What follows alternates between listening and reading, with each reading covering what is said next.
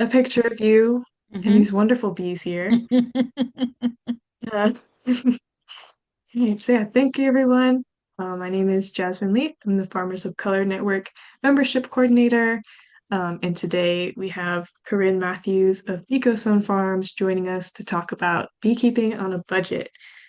So Corinne, oh, and also for questions, feel free to put them in the chat or hold them to the end. If you put them in the chat, we'll hold on to them for when Corinne is through her slides, and then we'll come back to those for the Q&A portion.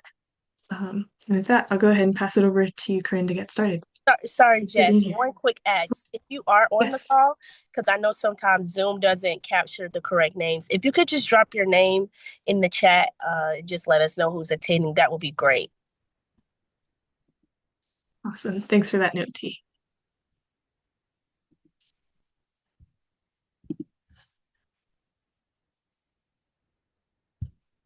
All right, all you, Corinne, we're ready to go. Okay, good evening, everybody. I hope everybody's doing well today, despite the colder weather.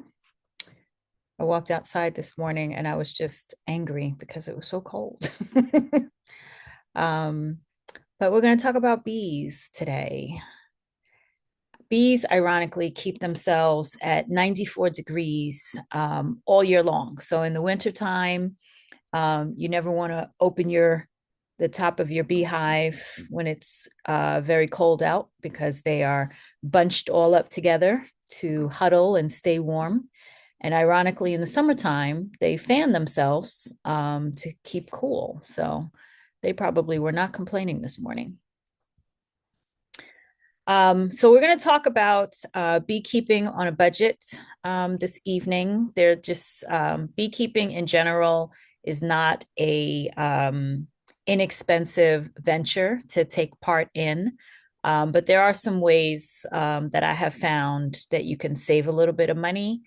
And so hopefully I want to share that with you, and hopefully for those of you who are wanting to keep bees, that will help out on your budgets. So this is actually a picture of the very first swarm that I caught this summer. Inside of the mesh bag, all those black spots are bees. The one thing that I sadly came to learn on that same with that same swarm is that when you get ready to, particularly if you're catching swarms, you need to have your equipment ready.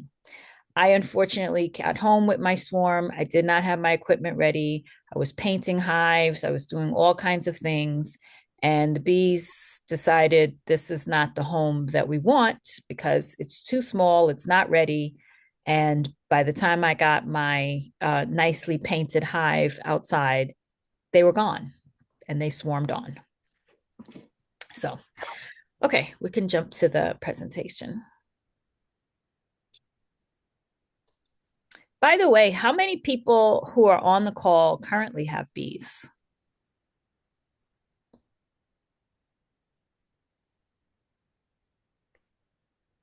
Okay, I see 2 people. Awesome. 3 people. Fabulous. So please feel free to, oh, okay, awesome.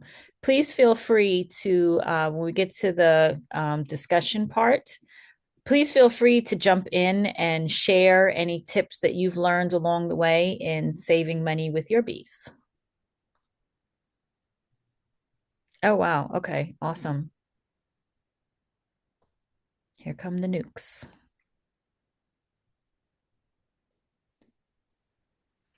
I wanted to confirm, are we looking at, is everyone looking at the presentation right now? I do not see it. No. Okay. Let me.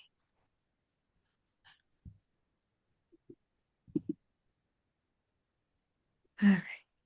My apologies. There we go. How about now? Yep, there it is. All right. Great. Now, how do I make this window smaller? Okay, there we go. Okay. So I'm going to apologize in advance because I am very technologically challenged. And so Jasmine has been gracious enough to take all the technology away from me. So hopefully you can see everything, because if it was up to me, we wouldn't. So I have been keeping bees for about 2 years. I became a certified beekeeper last year.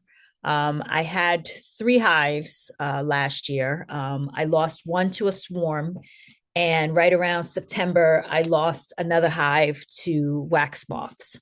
Right now, my hive is seeming very strong, so I'm excited going into the spring. And I'm going to talk about one of the ways that I'm going to expand with that hive as well as we get into it. And go to the next slide. Okay, so why does beekeeper matter for farmers? Bees are our pollinator friends, and I noticed after having bees that I have a lot more productive crops. The crops that I normally plant throughout the spring and the summer were just much, much more productive. I had a bunch of tomato plants that I didn't actually even plant, and I got more tomatoes on those plants in that one spot than I got on all of my other tomatoes combined. So the bees definitely make a big difference. The other thing that is great about bees is there are lots of different products that come out of the hive that you can sell, you can use, you can incorporate in your value added products for increased income. So, of course, you have honey, but you also have other hive products, including propolis, bee pollen. There are some people who collect royal jelly. You do need a lot of hives in order to do that. But if you can do that, it is extremely expensive. So it's a very lucrative thing, although it is very time consuming as well. And then there is, what am I forgetting? The propolis, the honey, and the bee bread or the bee pollen. And then, of course, it also has benefits for our ecosystem. So not only pollinating your own crops, but helping out things around you that provide more places for bees to go. Bees will forage up to about 5 miles away from you. So they can go for quite some time, quite a long ways away. Next slide. Okay, so cost. When it comes to keeping bees, there are a lot of costs that are involved. We just had the short course in beekeeping, which is a class that's offered every year. That took place. It always takes place right at the beginning of February. This year, the cost of that program was about $130. It's an all-day training program, about from 8 to 4:30. And they take you through all of beekeeping from the beginning of the year through the end of the year to what you need to do. It's a lot of information in one day, and it can be very overwhelming.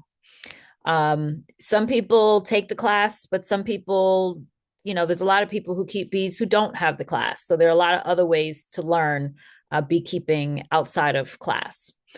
The next thing that you will need is your hive bodies or your hive boxes.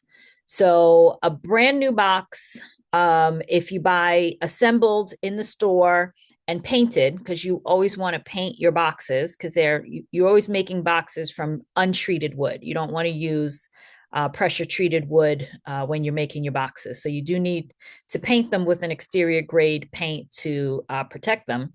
That can cost you as much as $32 for one box. If you buy them unassembled and you decide to put them together yourself, the price drops to about $17. You also need a top. There are a couple of different types of tops, but tops can range anywhere from $28 to $38. Your bottoms can range. You have open bottoms, you have closed bottoms. I personally prefer the screen bottom boards, which is what's pictured here on the bottom row. Those can range from $24 to $30. The frames, some people use the foundation. The foundation is the part in the middle of the frame. One is yellow, one is black. You can actually buy these unassembled and put them together. This is the one area where I say I would spend the money on buying them already assembled because they are really a pain to put together unless you just have a lot of time or you have, maybe um, younger children who are very meticulous and can put them together for you. I don't bother to try to make these. I just think it's just too time consuming. Then, of course, you have the bees. And I know somebody just said that they ordered a nucleus. So you can get bees either in a package or a nucleus. The main difference is that when bees come in a package, they're not established. So you're going to get a box. It's going to have screen around it. It's going to have a can at the top that will have sugar water that the bees can eat while in transit. And then generally attached to that can, you're going to have a little queen cage. So your queen is going to come separate. And that's it. You don't get anything else other than the bees and the queen. If you buy a nucleus is basically somebody is taking established frames out of their own colony and putting them in a box. You generally are going to get 5 frames. You're going to have some honey on those frames. You're going to have some brood or hatched eggs on those frames. So it's a pretty big difference in the price between the two of them, but you already have a lot of the things built out when you buy a nucleus. Whereas when you buy a package, you have to wait for the bees to build those things out. And then, of course, you need your protective gear. At a minimum, everybody should wear a veil to cover your face, to cover your eye, to protect your eyes when you're working with bees. I'm sure many of you have seen pictures of people who have been stung by bees, particularly in their eyes. I got stung in my eye when I was probably about 10 or 12, and it's not fun. And depending upon where you get stung, you can cause permanent damage. So you definitely do not want to mess with that. You want to have at least a veil. Some people are more comfortable having the whole suit, which can, go up to $80. I've seen some for, they make some now out of recycled plastics. I've seen other ones that are made so that they're much more breathable. When you put that suit on in the summertime, it can get extremely hot. And so it is nice to have the breathable suits, particularly if you're a woman who has her own personal summers. It's not fun to be out there in July in all of that gear going into your beehives. And then, of course, at a minimum, the tools that you need are going to be a smoker and your hive tool. Your hive tool is going to help you get in and out of, open up the boxes. It's going to help you to wedge the frames down, because the bees use propolis, which is kind of like a glue, to seal up everything. So if you just try to do it with your hands, you're going to have a really hard time getting things open, getting the frames out. So that's like the minimum amount of materials that you need. Can we go to the next page?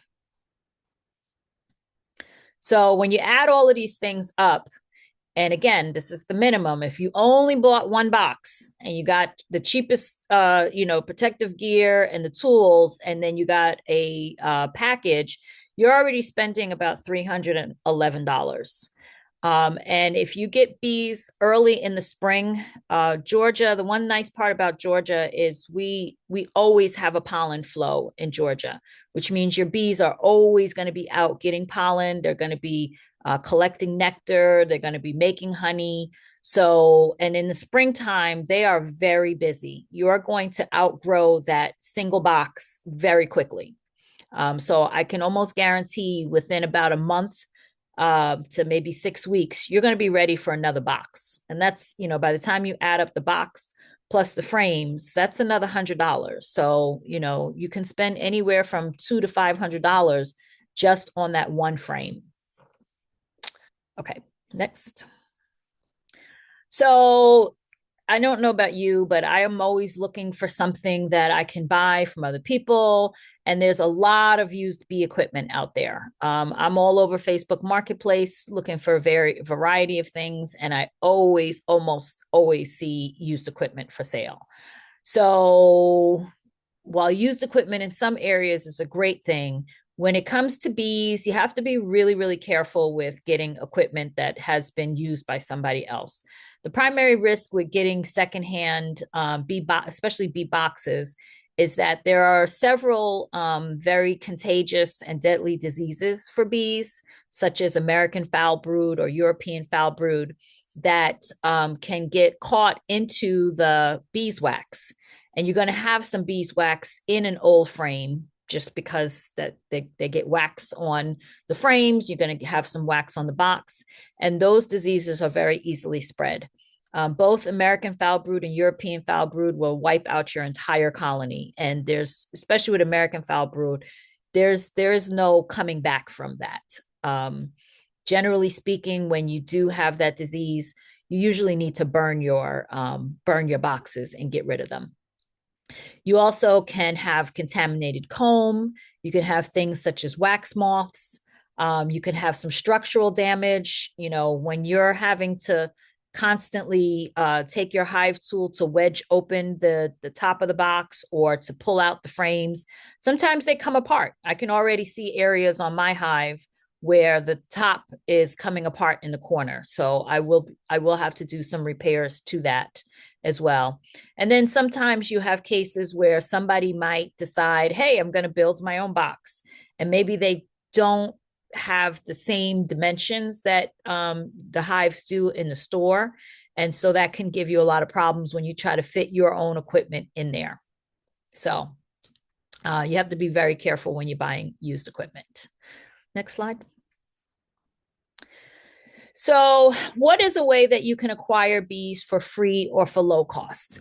So the first thing we're going to talk about tonight is swarm trapping.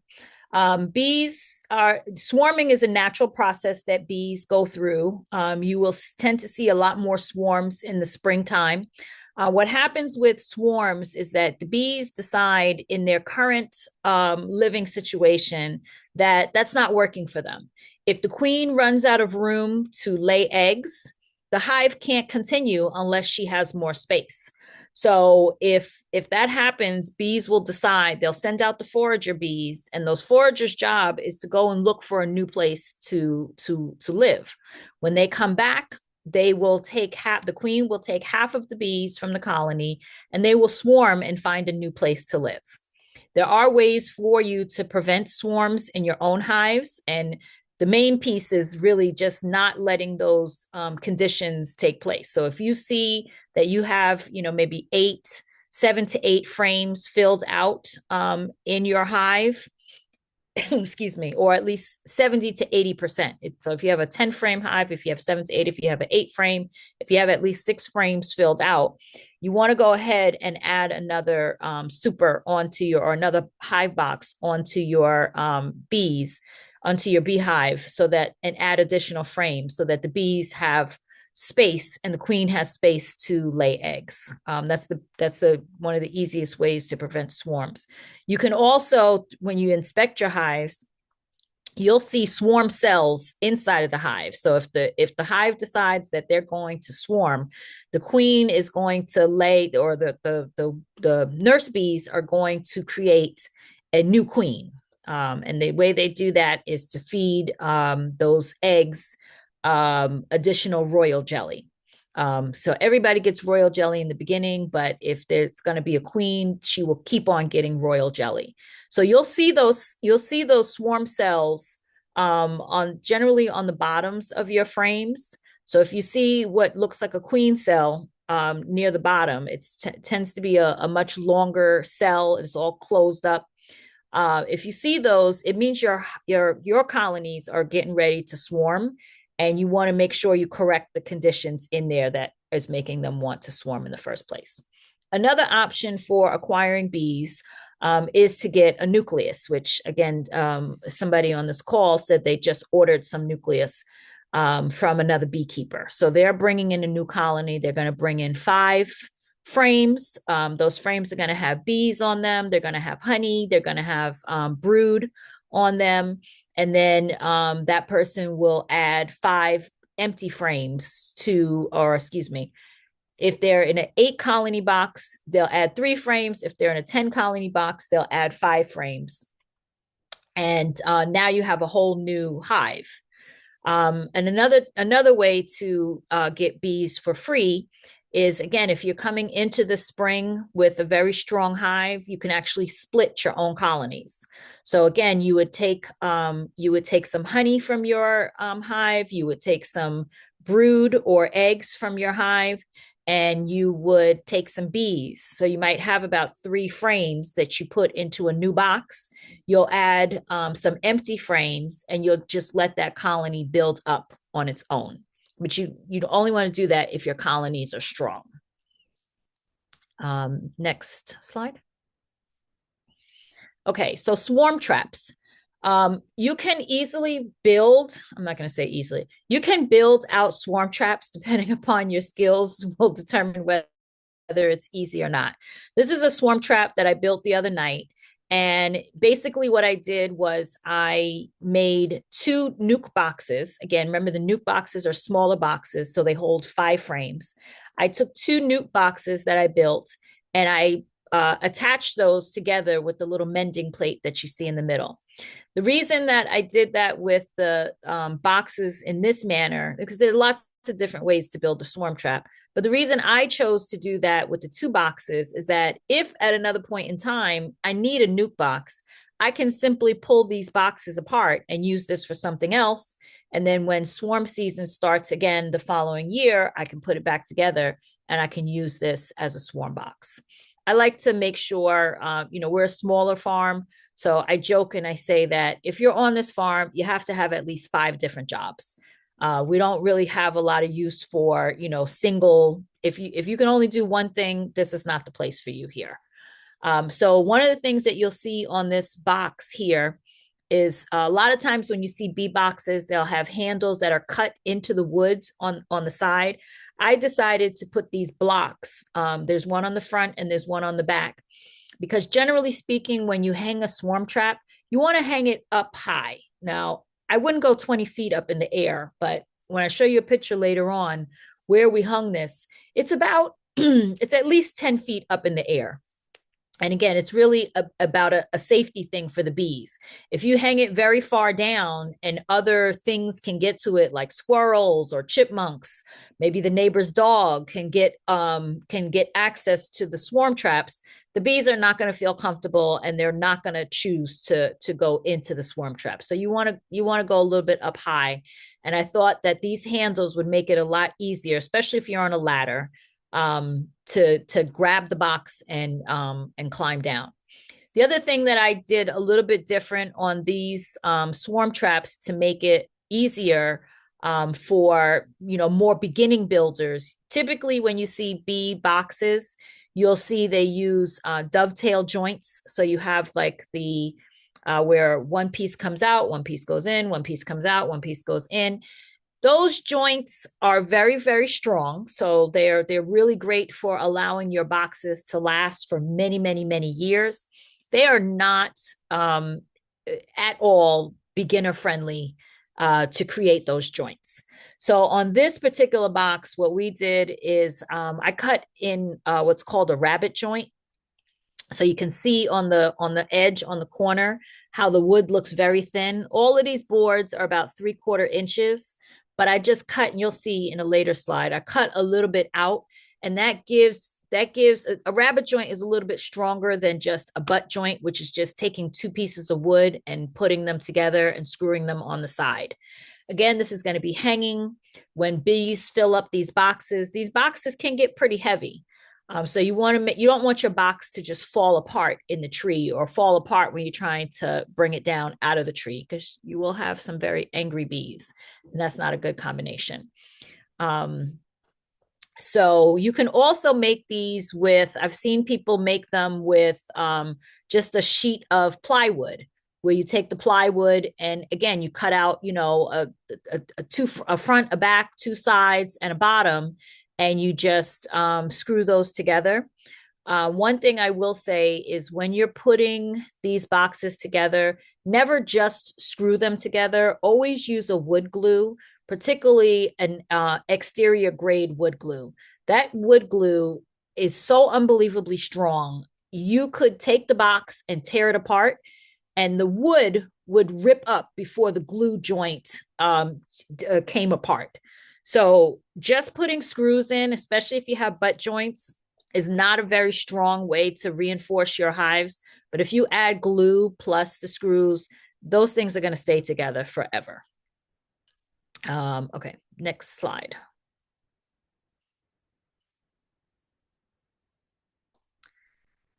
So we talked a little bit about the nuke box. So you can see in the top left-hand corner, that is a form of a nuke box. Sometimes people will actually have them out of wood. These are more temporary boxes where they're made of that kind of corrugated, I guess it's kind of like a plastic material. And you can close the front, you can close the top. One thing I will say is, if you buy a nuke that or even a package that you have to go pick up, it's a great idea and you can get these on Amazon. I don't like to promote Amazon, but sometimes they do have pretty much everything. You can get a large mesh bag. That first picture that we looked at where I was holding the bees in the swarm, that's the mesh bag I got when I got my first bees. And it's really great to just go ahead and put either the nuke or the package inside of that bag, and it's got a drawstring on it, and tie it. Even though bees don't scare me, I'm deathly afraid of being in the car and driving down the highway, and all of a sudden the bag opens, and now I have 100 bees flying around in the car. That would certainly not go very well for me. To the picture on the right-hand side of the nucleus, that's what a package looks like. So it comes in a box, it's got screen around it, and essentially you just have a box full of about 3 pounds of bees in there. And then you can see on in the picture on the bottom box, this is what it would look like if you are splitting your either you're splitting your hives, where you're going to have an empty frame, you're going to have a brood frame, you're going to have some honey, because they need the brood, because that's the baby. So that's how they're going to continue on. And even if your colony doesn't have a queen, they can make a new queen as long as there are eggs in your hive.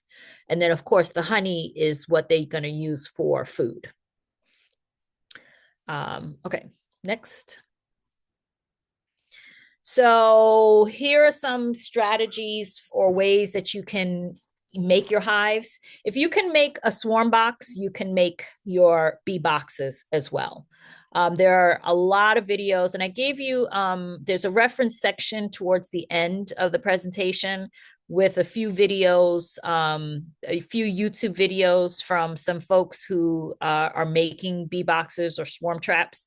There's a lot of videos on YouTube about making bee boxes, and there's a lot of really bad videos on there, or there's a lot of videos that, if you're a beginner, are very hard to follow. I've been building things with wood for almost 20 years now. And so, YouTube loves to give you like details about the beginning and details about the end, but then they leave out the whole middle. So if you don't have experience, sometimes they can be a little bit hard to follow. So you can build your hive boxes, you can build your frames. Again, I'm just going to say, I don't recommend that. It's very tedious. They're very tedious to cut. And I think the time that you end up spending on them, it's worth just paying the $4 for the frames. The bottom boards are fairly easy to make as well. The inner covers and the tops, as well as the entry reducers. If you have access to like a table saw and a miter saw, that's really all that you need to do this. I have sadly tons of wood that, I hoard because I have a lot of building projects and I never throw the wood out afterwards.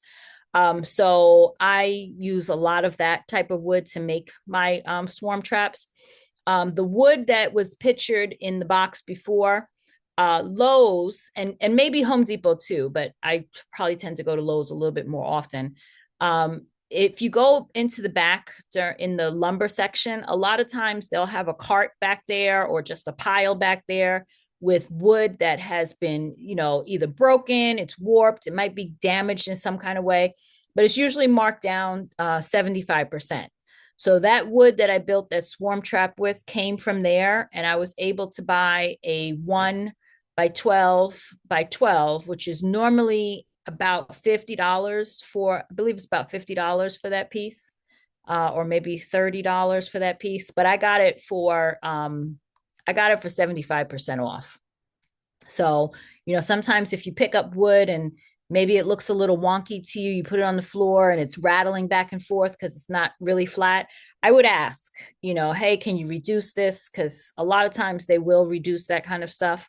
But, particularly for the swarm traps, you are going to have a little bit, if you get warped wood, you are going to have a little bit of areas where the wood doesn't quite line up.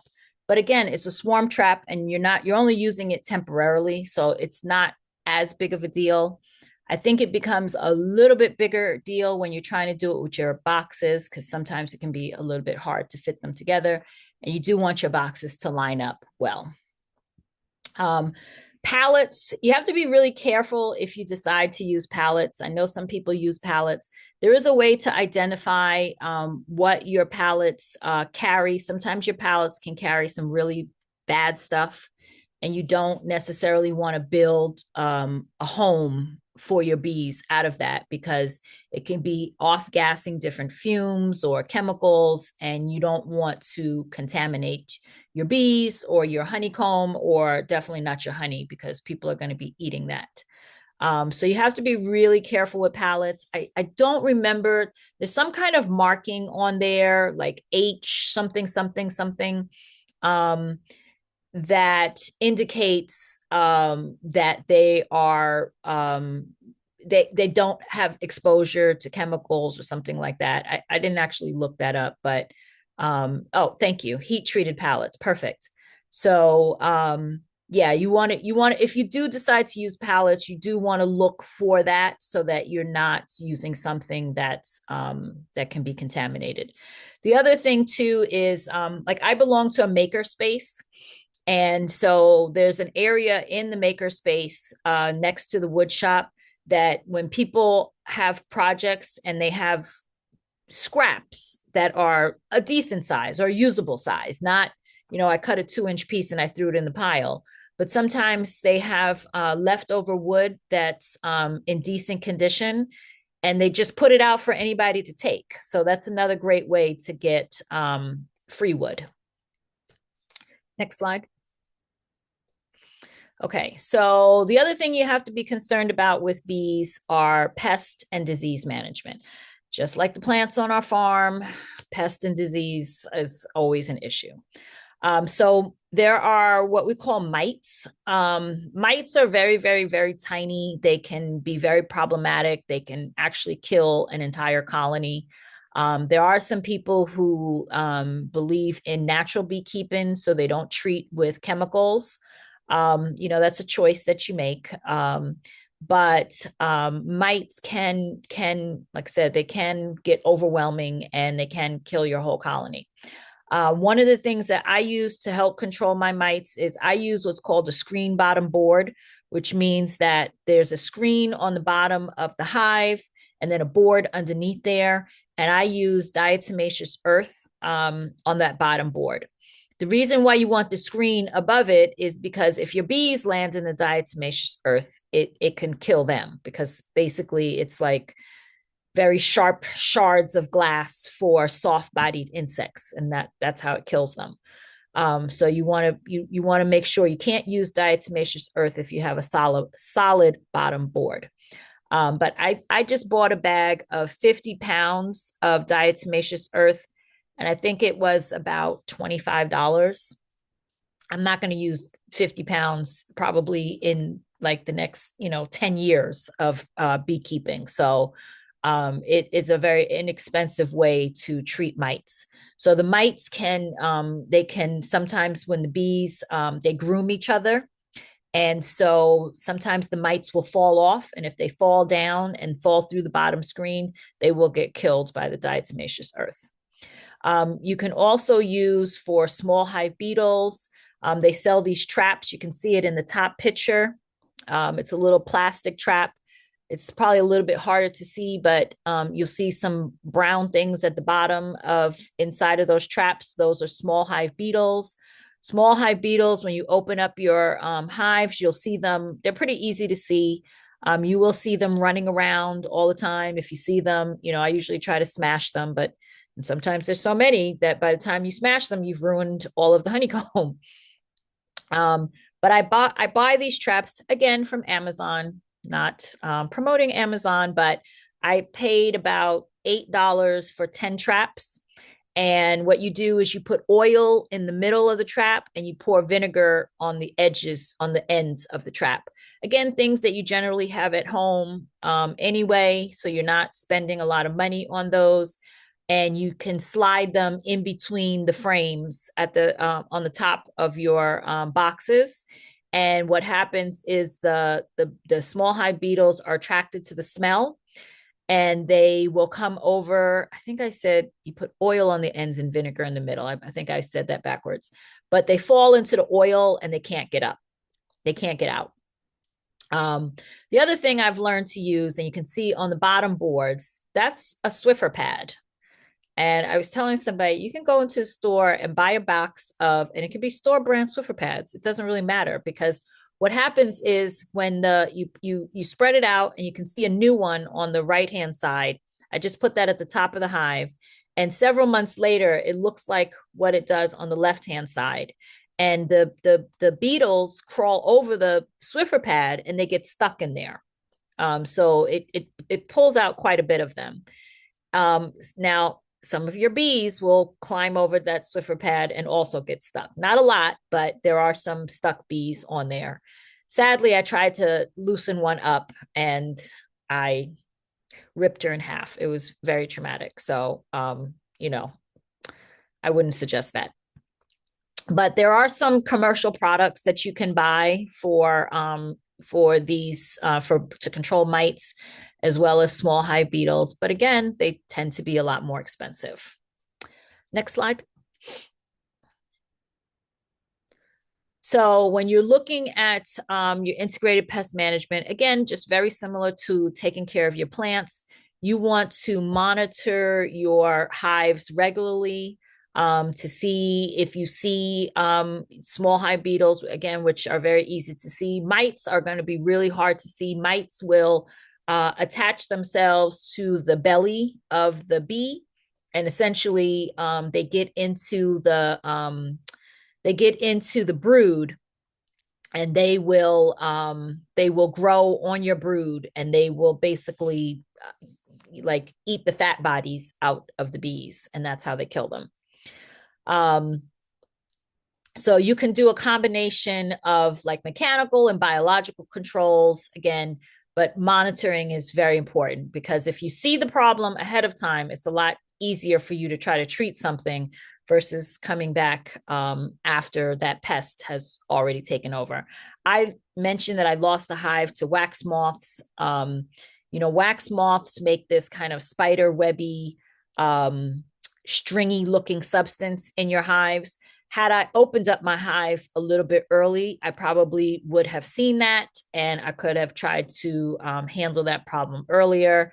But just as in plants, a lot of these diseases can overtake colonies when they're weak. When you have strong colonies, they can usually fight off a lot of these things. Next slide. Again, we talked about the protective gear. You can do the veil versus the suit.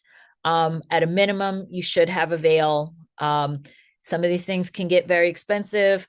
I did do the Amazon special on this, and I've had my bee suit for about 2 years. It's still in decent condition. I don't put it in the washing machine. I, wash, if I need to wash it, I just wash it out by hand.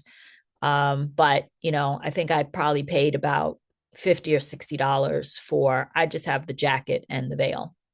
So there are some, you can always buy, a suit used. You can borrow or trade with somebody else to get a lower price here. I do use gloves. Sometimes people, especially in the beginning, they may feel more comfortable with gloves. There are some things you can't do with gloves, but there's a lot of beekeepers who don't use gloves either.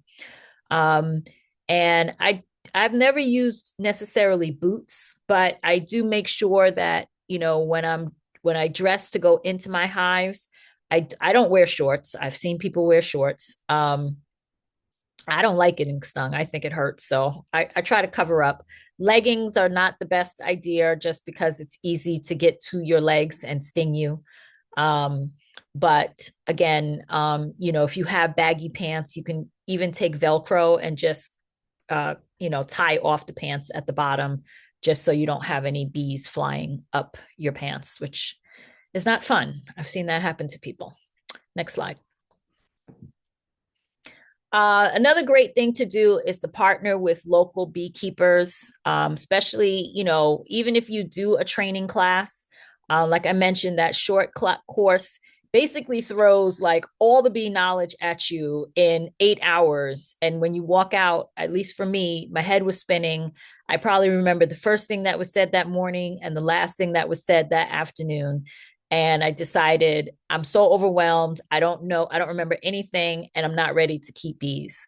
I did join a mentorship program, which was amazing because we go at least once a month, and you get to learn all of the different things that you need to do with beekeeping throughout the whole year. Because in most cases, every month can be something a little bit different. Taking care of bees in the winter is very different from taking care of bees in the summer. So it was really great to kind of see that process go throughout the whole year. Join your local bee club. You'll find lots of other beekeepers. When they have meetings, they're going to bring in speakers and talk about a whole lot of different topics. So you can really learn a lot.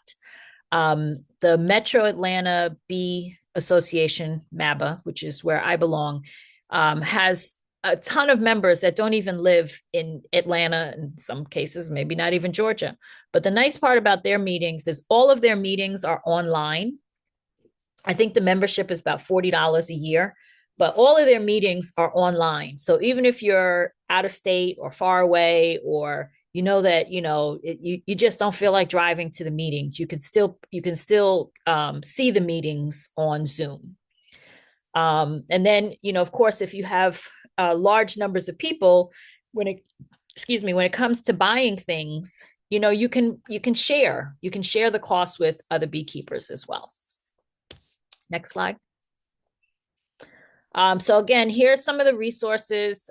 These are some links to some videos about hanging swarm traps, building swarm traps. And then the last one is Bob Binney, who owns Blue Ridge Honey Company, which is in Blue Ridge.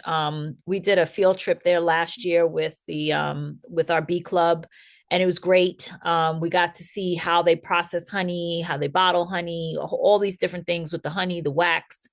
But he's also got a great series of YouTube videos. Because again, YouTube is one of those places that I know you all know, anybody can make a video. Doesn't mean that they actually know what they're talking about. So when you do watch videos, it's really important to find people who are more reputable. So at least if they're telling you something, they're just not making it up. Next slide. These are a few other resources. The Georgia Beekeepers Association is the beekeeping organization in Georgia. So that's another place. They do an annual conference. They have meetings. They have a newsletter. These are all great areas to get information from. I already mentioned the Metro Beekeepers Association. And then Cayman Reynolds. He's a beekeeper out of Tennessee.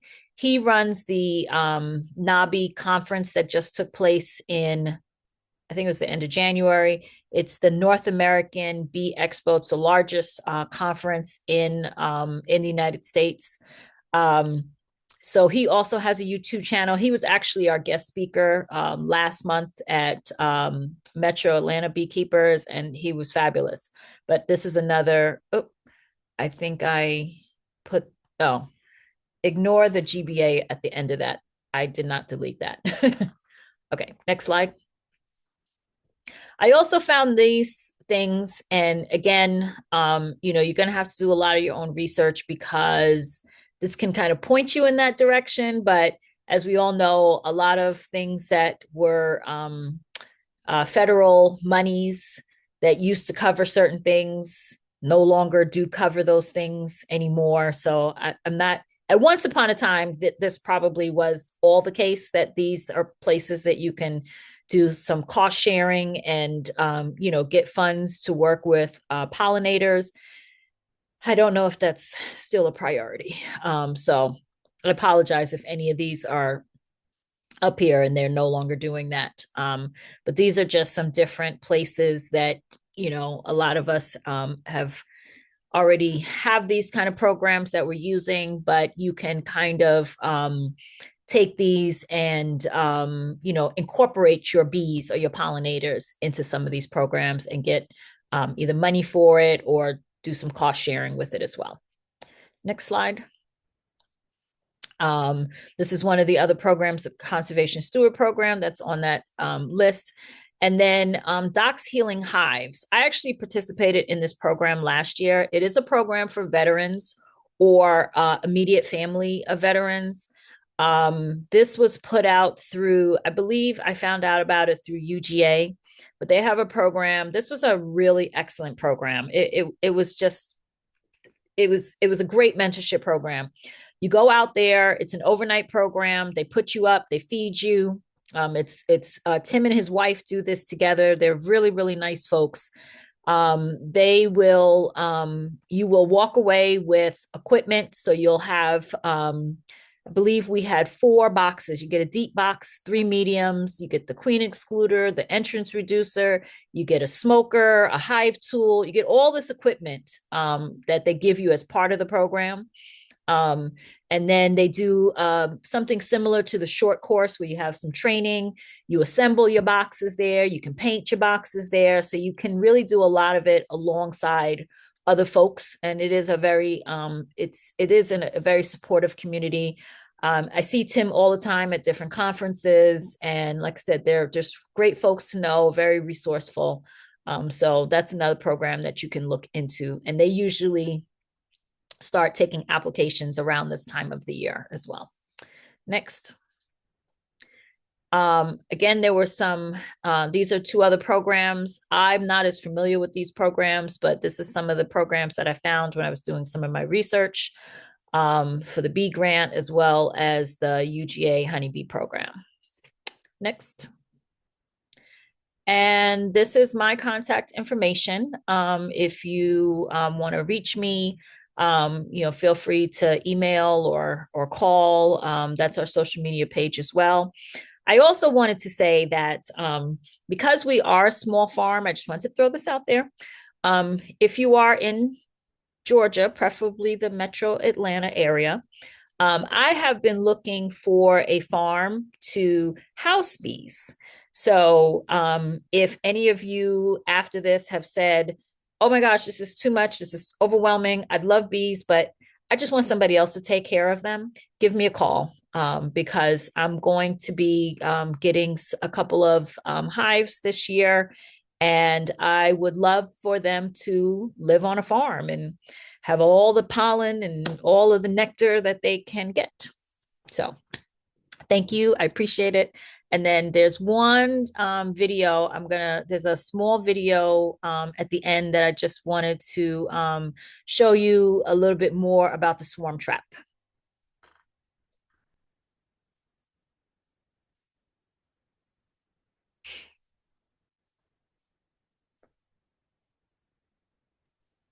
I want to confirm that we can see the video screen. I know it's just black right now. Yes. Okay, great. And then let me know if the audio is not coming through when we play.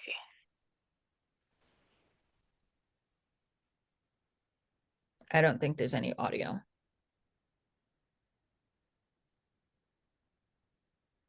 All right, give me just a second.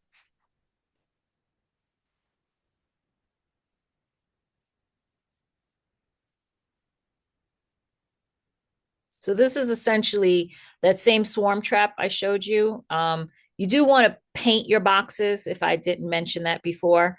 But these are the cleats that we use to hang them. I've seen people do all kinds of things to hang their swarm traps. Sometimes they screw them to a tree. Sometimes they strap them to the tree. What I like about the cleat is it's very simple to get on and off. I don't want to be up on a ladder and trying to unscrew a box while bees are inside and starting to sound angry.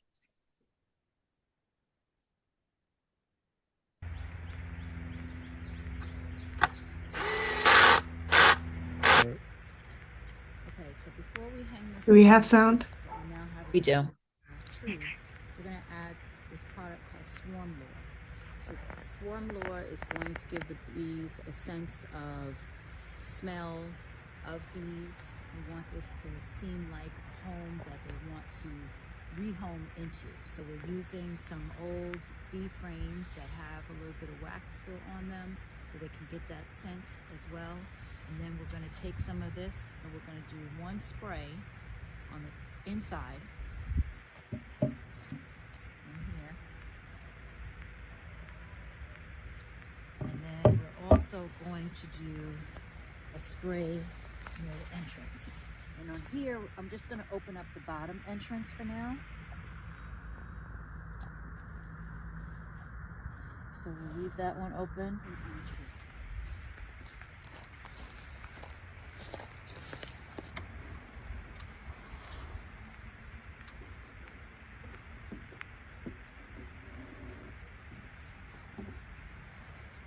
Have it.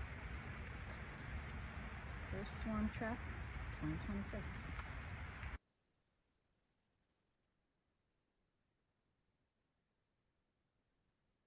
I asked my son to edit out the part of the video where I'm struggling to get up and down on the ladder. So are there any questions? Yeah, I believe we had one question in the chat earlier from Yolanda Burrell, and you might have answered it, Corinne, but let me know if you'd like to add more. They asked, when doing a split, how do you make sure there's a queen? Do you have to have eggs/young brood for making a queen, or do you have to purchase one? So you don't have to purchase one. I mean, that is an option, but again, you know, queens are not cheap. If you make a split, and again, you want to do this when your colonies are strong, as long as you have eggs, and you do need to be able to identify what the eggs look like. When you hold up your frames, hold it so that the sun is shining into the frames. That makes it a lot easier to see. That was also the color difference between having a black foundation and a yellow foundation. It's a lot easier to see eggs on a black foundation. That's the reason why I mostly use black, especially for my deep boxes. But if you see eggs, they almost look like a small, skinny grain of rice at the back of the comb. And if, as long as you have eggs in there, the bees will take those eggs and they'll make a new queen. So when you split your colonies, obviously the queen is going to stay in one colony, but in the next one, they will make a queen as long as you have the honey, the eggs, and frames.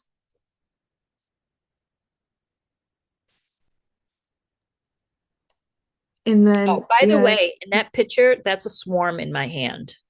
The other nice part about swarms is when bees swarm, their main concern is finding a new home. They are now homeless, so they're not concerned about attacking people because when they sting, they die. So they're very, very, very tame when they are swarming. So I actually just reached into a tree and pulled out bees in my hand.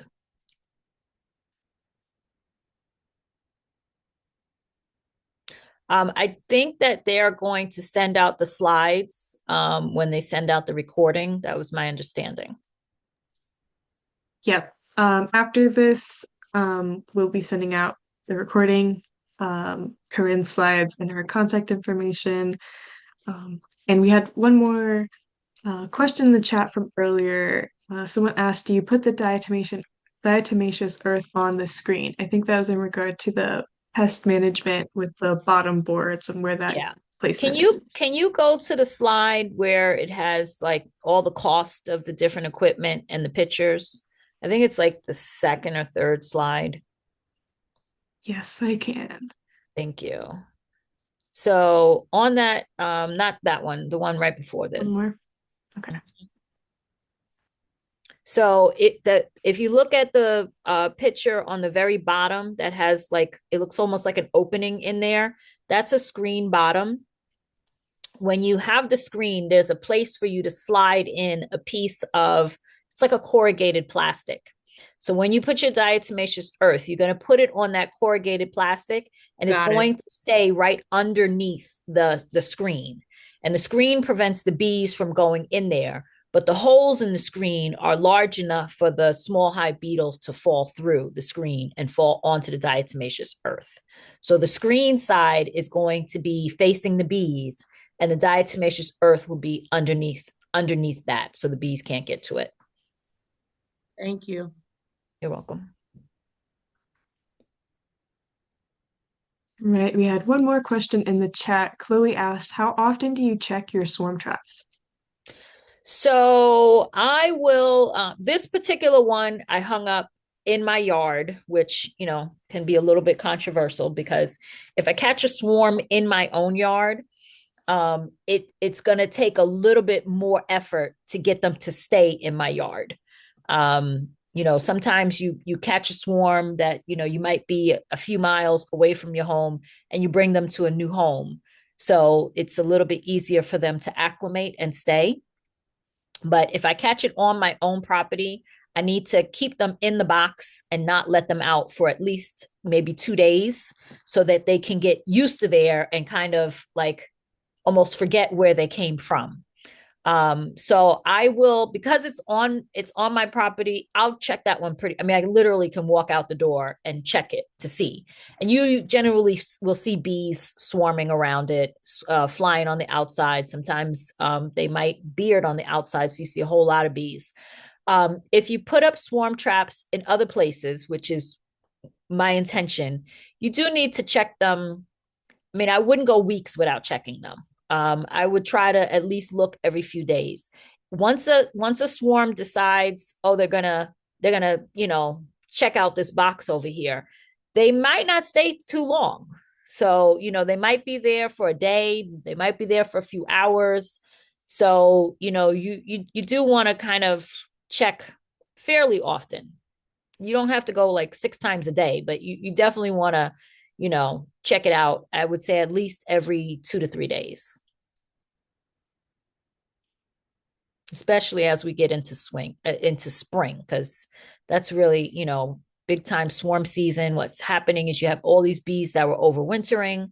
They start reproducing. They start laying the drones as well as the worker bees.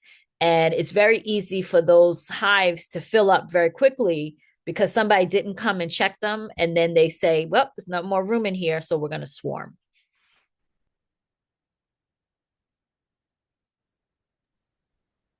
We got another question in the chat. Can you please explain how the cleats work on the tree with the swarm trap? Yes. And I apologize because I thought I had a better picture of this. I don't think I included it in there. But essentially what I do is I take 12 pieces of wood that are about 1.5 inches by 1.5 inches. You can use like a 2x2. Ironically, a 2x2 costs a little bit more money than a 2x4.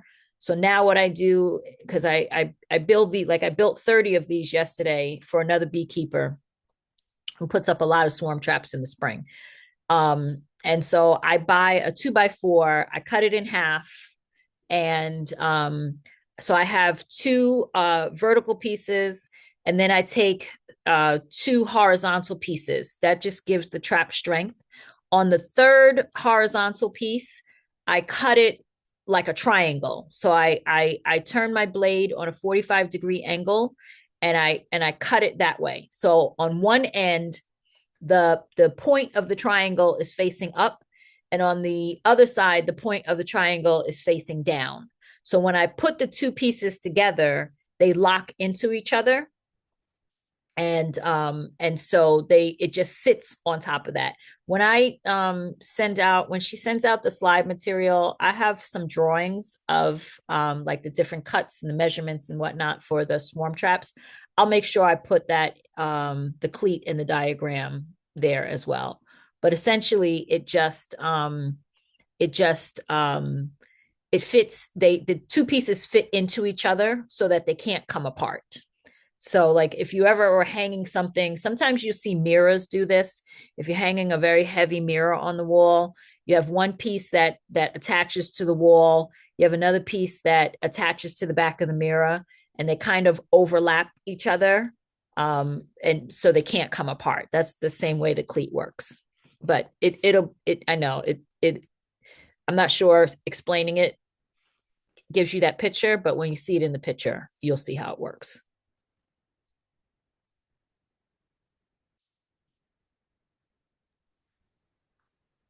And then I had one more question, and then we'll close out to be mindful of everyone's time.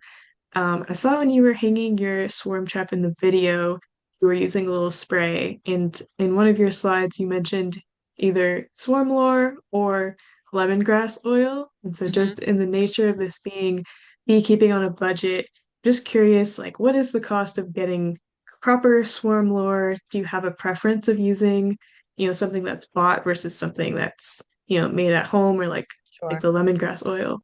Sure. So I was at a conference.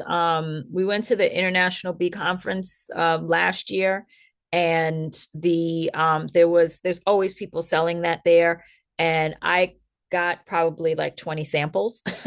So they're all free samples. And when they tried to take them away from me going onto the plane, I just kind of like shoved them in other places because I was like, I'm not losing my free samples.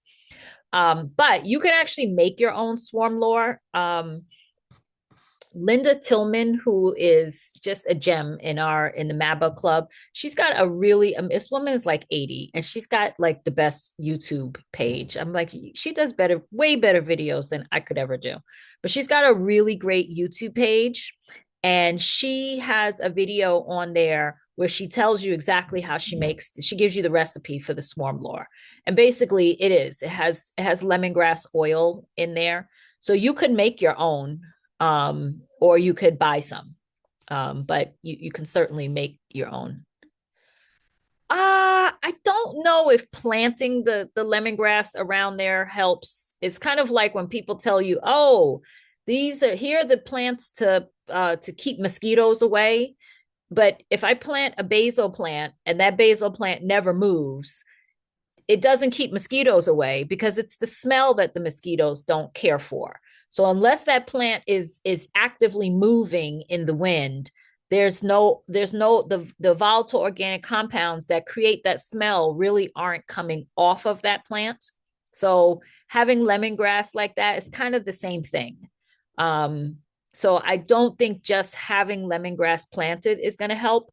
Plus, remember, your swarm traps are up in the air, and your lemongrass is down on the ground. But you can I've heard several beekeepers say they use lemongrass and they'll put a little bit of lemongrass in their swarm traps to attract the bees. And I almost want to say I've never made Linda's swarm lore before, but I believe that she does use lemongrass in her ingredients as well. But she uses the oil, not the plant. You probably could take the parts of the lemongrass and rub them inside of your swarm trap. That might transfer the smell in there.